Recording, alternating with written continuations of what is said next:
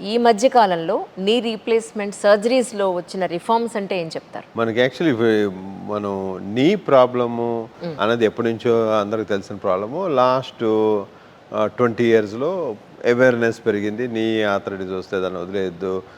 So అట్లాగనే so knee ప్రాబ్లంకి ultimate solution is knee replacement అరిగిపోయినప్పుడు, ఇది బాగా అరిగిపోయినప్పుడు. సో ఒక ప్రాబ్లము ఎపిడమిక్ లాగా ఉంది, సో అందరికీ వస్తుంది అన్నప్పుడు ఏమైందంటే దాంట్లో లాట్ ఆఫ్ రీసెర్చ్ అంతా డెవలప్మెంట్లో వచ్చిన తర్వాత వచ్చిన ఇంప్లాంట్. సో ఫస్ట్ మనకు ఒక 40-50 ఇయర్స్ ఏమో టెక్నాలజీ అంతా నీ ఇంప్లాంట్స్ మీద వచ్చింది. అంటే ఎట్లాంటి క్వాలిటీ ఆఫ్ ఇంప్లాంట్ వేయటం. ఫస్ట్లో మనం క్రూడ్ స్టీల్ ఇంప్లాంట్ చేసాం. తర్వాత లాస్ట్ 20 ఇయర్స్ తర్వాత ఆక్సినియం అని వచ్చింది, జిర్కోనియం మెటల్, సిరామిక్ ఇంప్లాంట్స్. ఇప్పుడు ఫస్ట్ 50 ఇయర్స్ అంతా అయిపోయింది.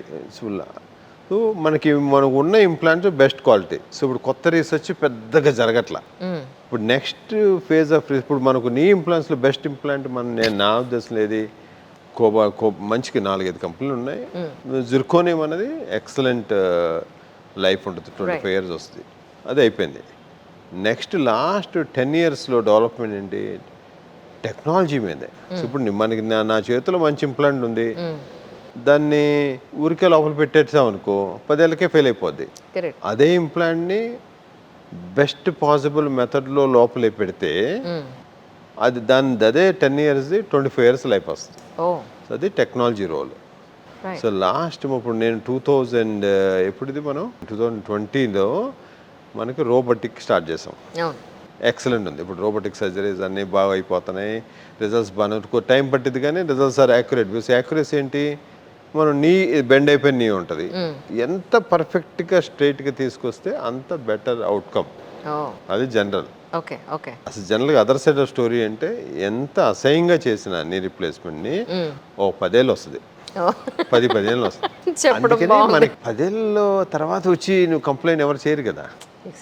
అందుకని నీ రీప్లేస్మెంట్ ఎట్ట చేసినా పేషెంట్స్ యాక్సెప్ట్ చేస్తారు. కానీ అదే మనం బాగా చేసావు అనుకో లైఫ్ టైం అంతా గుర్తుపెట్టుకుంటారు. Correct sir. కానీ 25 ఇయర్స్ తర్వాత వచ్చి సార్ థ్యాంక్ యూ సార్ నీకు 25 ఇయర్స్ వచ్చింది మీ వేసిన నీ రీప్లేస్మెంట్ ఎవరు అనరు కదా, ఎవరు అప్రిషియేట్ చేయరు. అప్రిషియేషన్ అంతా ఫస్ట్ 6 నెలలు అయిపోద్ది, ఫస్ట్ 3 నెలలు అయిపోద్ది.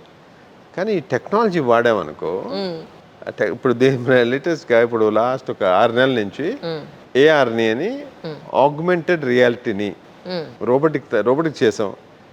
I'm happy, results are good. ఇంకో టెక్నాలజీ వచ్చింది, ఆగ్మెంటెడ్ రియాలిటీ టెక్నాలజీ. అంటే ఏంటి, మనం గూగుల్ గ్లాసులు పెట్టుకుంటాం, దానికి ముందర ఒక స్క్రీన్ కనిపిస్తుంది, స్క్రీన్లో వాల్యూస్ వస్తాయి, ఎక్కడ కటింగ్ చిన్నగా అయిపోయింది, డ్రిల్లింగ్ తగ్గిపోయింది. సో దాంతో అండ్ దెన్ మనం రోబోటిక్లో ఏంటంటే ముందరే ప్లాన్ చేస్తాం, ఈ సర్జరీ ఇట చేయాలని చెప్పి. దీంట్లో ఏం అవసరంలే, చిన్న ఓపెనింగ్ చేసుకొని ఈ దీంట్లో వాల్యూస్ వచ్చేస్తాయి. ఈ పేషెంట్కి ఎంత కరెక్ట్ చేయాలా, ఎంత బోన్ కట్ చేయాలా, చేసిన తర్వాత ఏమైందంటే ఆ యాక్యురసీ 100%కి వెళ్ళిపోయింది. అండ్ అసలు ఎర్రర్ 0 వచ్చేసింది.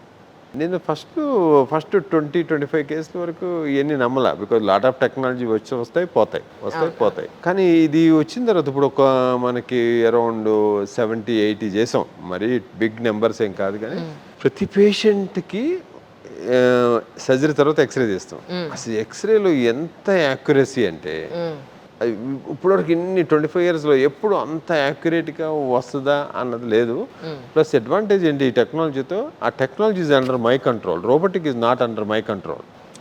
రోబోటిక్లో మనం ఇన్ఫర్మేషన్ ఇచ్చి కొంచెం తేడాగా ఉందనుకో ప్రాబ్లమ్స్ వస్తాయి, దీంట్లో అసలు రావు.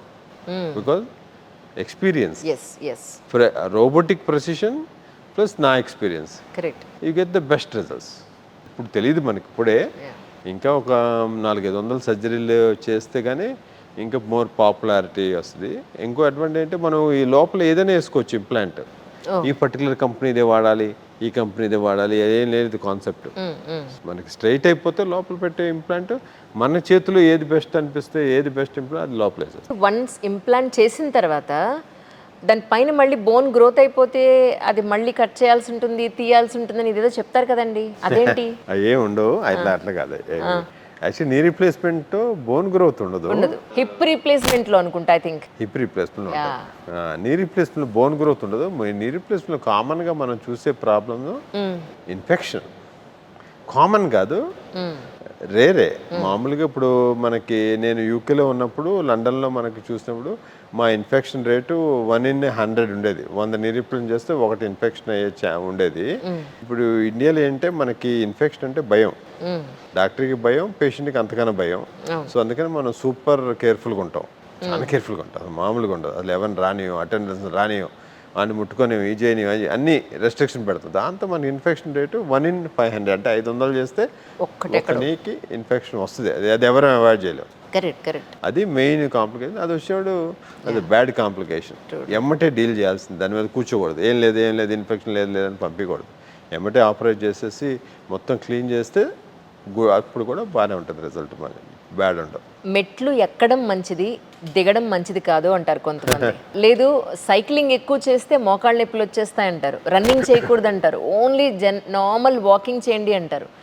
ఒక్కోసారి వివరంగానే చెప్తారు. బేసికల్గా ఏది రాంగ్ కాదు, అన్నీ కరెక్టే. అన్నీ ఏది ఆథ్లెటిక్ ఇవన్నీ యాక్టివిటీస్ వల్ల అరుగుదల వస్తుంది అన్నది అసలు రాంగ్ కాన్సెప్ట్. ఇప్పుడు నేను ఒక 25 years నుంచి రన్ చేస్తున్నా. 25 years బాగా 5 kilometers నుంచి 40 kilometers మ్యారథాన్స్ లెవెల్కి రీచ్ అయ్యాం. నా కాళ్ళు బాగానే ఉన్నాయి, ఏం అరిగిపోలా. ఎక్స్రేలు తీపిచ్చాను, ఇంకా బాగానే ఉంది. నాకు 51, 52 ఉంది ఇప్పుడు. అరగలేదు.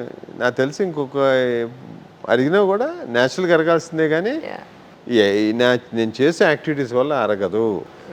మెట్లు ఎక్కడం దిగటం రాంగ్ కాన్సెప్ట్. కానీ మెట్లు ఎక్కి దిగేది అన్నది, మన ఇంట్లో మెట్లు ఉన్నాయి ఎక్కాల, ఓకే. మెట్లు ఎక్సర్సైజ్ కాదు.